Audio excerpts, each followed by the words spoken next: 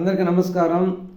ఈరోజు ప్రధాన దినపత్రికలో వచ్చినటువంటి వార్తలను కానీ విశ్లేషించుకున్నట్లయితే, ముందుగా సాక్షి దినపత్రికను తీసుకున్నట్లయితే, బాబు సిట్ను పక్కన పెట్టిన సుప్రీం, ఇక సిబిఐ సిట్.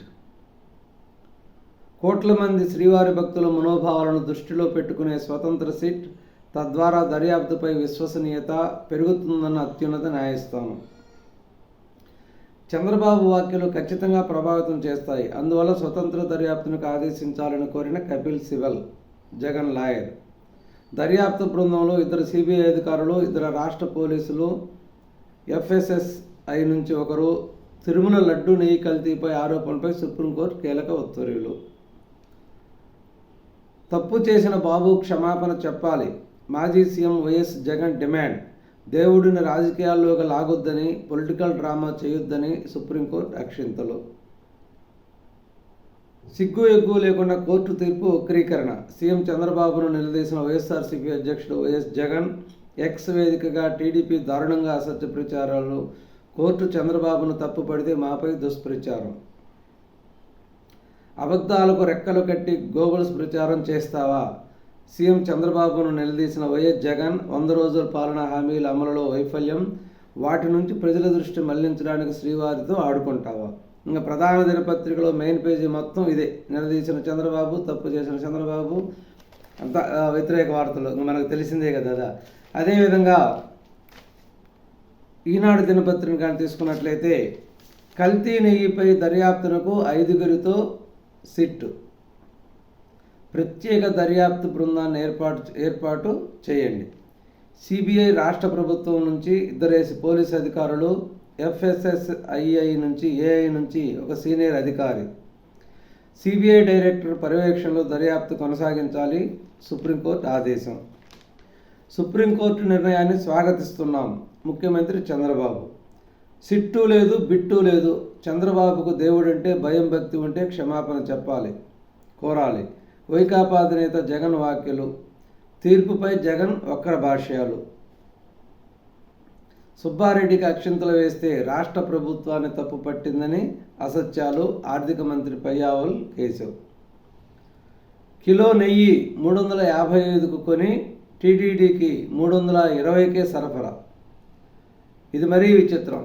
ఎవరైనా కిలో కొన్న రేటుకి ఒక 10 రూపాయలు 20 రూపాయలు ఎక్కువ పెట్టుకుని అమ్ముకుంటారు. కానీ ఇక్కడ అన్ని రివర్స్.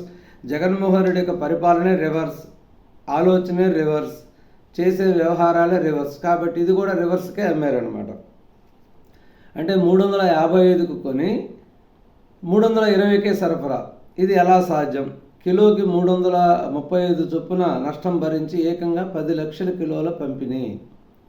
భారీగా కల్తీ జరిగిందనడానికి ఇంతకంటే నిదర్శనం ఏంటి? ఉత్తరాఖండ్లోని బోలే బాబా డైరీ నుంచి తెచ్చి ఇక్కడే ఉత్పత్తి చేస్తున్నట్లు మాయ. అందులో డైరెక్టర్లే వైష్ణవులోనూ డైరెక్టర్లుగా రంగప్రవేశం. లడ్డూ ప్రసాదంలో కల్తీ నెయ్యి వ్యవహారంలో నిగ్గు తేలుతున్న నిజాలు. కర్ణాటకలో నందిని డైరీ ఎప్పటి నుంచో అనాదిగా సరఫరా చేస్తున్న నెయ్యిని వదిలేసి ఎక్కడో ఉత్తరాఖండ్లో ఉన్నటువంటి బోలే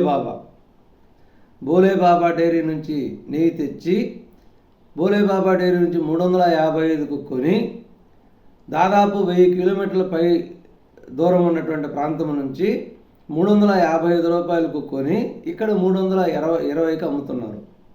అంటే అది దగ్గర కూడా కాదు, దాదాపు 1000 కిలోమీటర్ల దూరం నుంచి తీసుకొచ్చి 35 రూపాయలకు నష్టానికి టీటీడీకి అమ్ముతున్నారు. ఇది వీళ్ళు చేసిన వ్యవహారం. అంటే దాదాపు 10 లక్షల లీటర్ల దాకా కిలోలు పంపిణీ చేశారు.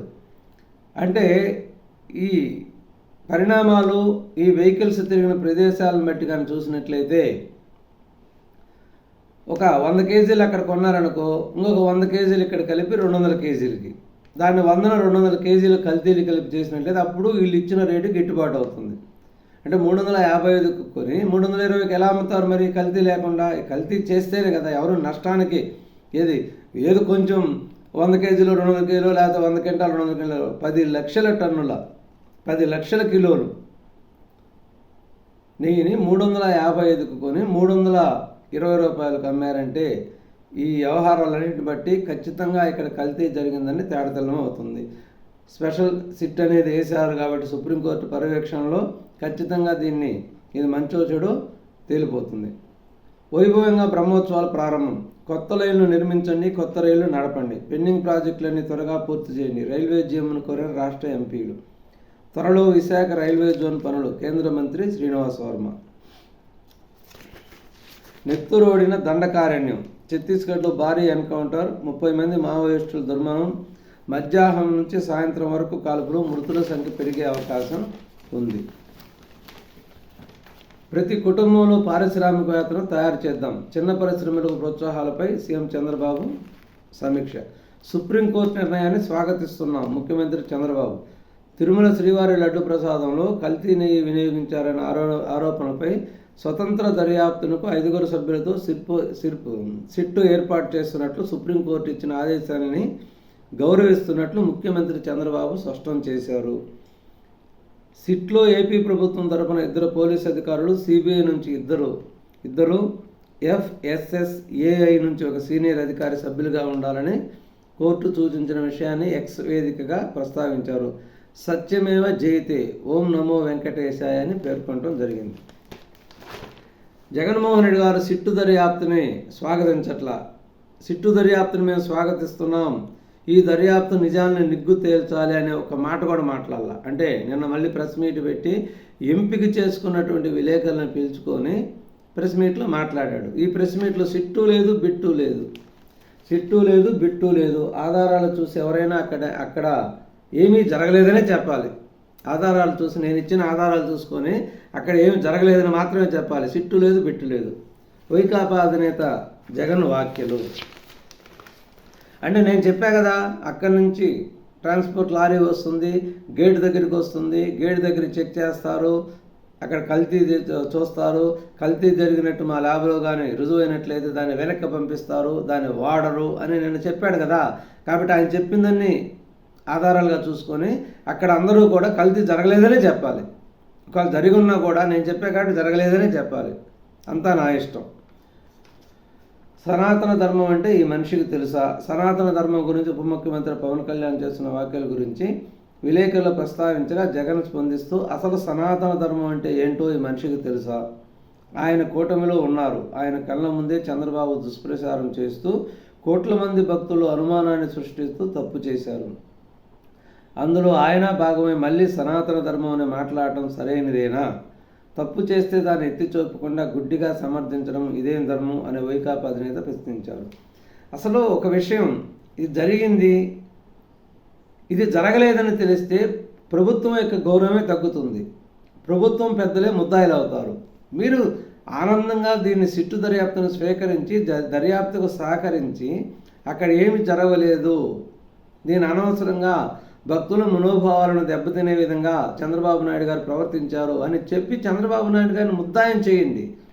మీరు ఎంతసేపటికి గింజుకుంటారు, ఆడేం జరగలేదు అంటే మీరు కల్తీ జరిగింది చేశారని చెప్పి మీ ప్రవర్తన వల్ల, మీ మాటల వల్లనే అది బయటకు వస్తుంది.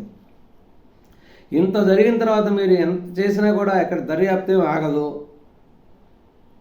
మీరు ఉన్న ప్రభుత్వం చేసినటువంటి దర్యాప్తు సంస్థ దర్యాప్తు కానీ చేయించుకున్నట్లయితే మీరు అనే మాటలకు, చెప్పే మాటలకు కొంతంత విశ్వసనీయత ఉండేది. కానీ మీరు దీన్ని మీరే మెడకు చుట్టేసుకున్నారు. సుప్రీంకోర్టుకు వెళ్ళారు. రాష్ట్ర దర్యాప్తు సంస్థతో మాకు నమ్మకం లేదు, వాళ్ళు దీన్ని దాచిపెడతారు, సిట్టు దర్యాప్తు చేసి చంద్రబాబు నాయుడు కల్తీ ఉందని ప్రకటించాడు, కాబట్టి చంద్రబాబు నాయుడు ఆలోచనకు అనుగుణంగా దీన్ని సిట్టు దర్యాప్తు అనేది ఉంటుంది, కాబట్టి మాకు నమ్మకం లేదని మీరు ప్రకటిస్తూ ఉంటే మీ మాటల్లో కొంత విశ్వసనీయత ఉండేది. కానీ మీరు ఇలా చెప్పి కోర్టుకు పోయి ఒక ప్రత్యేక సపరేట్ దర్యాప్తు సంస్థ వేసి ఆ దర్యాప్తు సంస్థలో ఈ సిట్లో ఉండే 2 పోలీసు అధికారులను దాంట్లో వేసి టోటల్గా దీన్ని మెడగ చుట్టుకున్నారు. దీని నుంచి మీరు తప్పించుకోవడం చాలా కష్టం.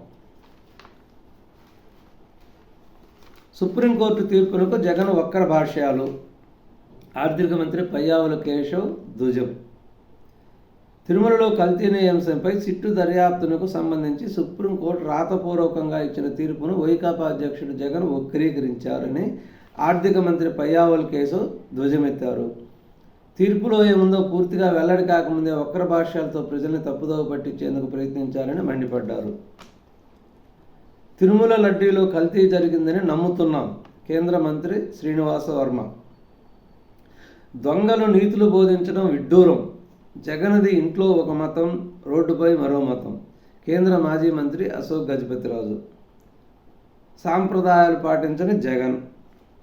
ఆలయాల్లో సిబ్బంది నియామకంతో సహా పాలక మండళ్ల కమిటీని ఏర్పాటు విషయంలో జగన్ సాంప్రదాయాలను విస్మరించారని, వీటి విషయంలో ఆయన ఆధ్యాత్మికవేత్తల సలహాలు తీసుకుని ఉంటే సమస్యలు వచ్చేవి కావు. మేము దశాబ్దాలుగా ప్రజాక్షేత్రంలో ఉన్నప్పటికీ ఎప్పుడూ ఆధ్యాత్మిక విషయాల్లోకి రాజకీయాలు తీసుకురాలేదని అశోక్ గజపతిరాజు పేర్కొన్నారు. ఏ మతం నిధులను ప్రభుత్వం వాడుకోకూడదని తాము అన్నందుకు గతంలో తనను సింహాచలం ట్రస్ట్ బోర్డు చైర్మన్ పదవి నుంచి తొలగించి ఇబ్బంది పెట్టారని చెప్పడం జరిగింది.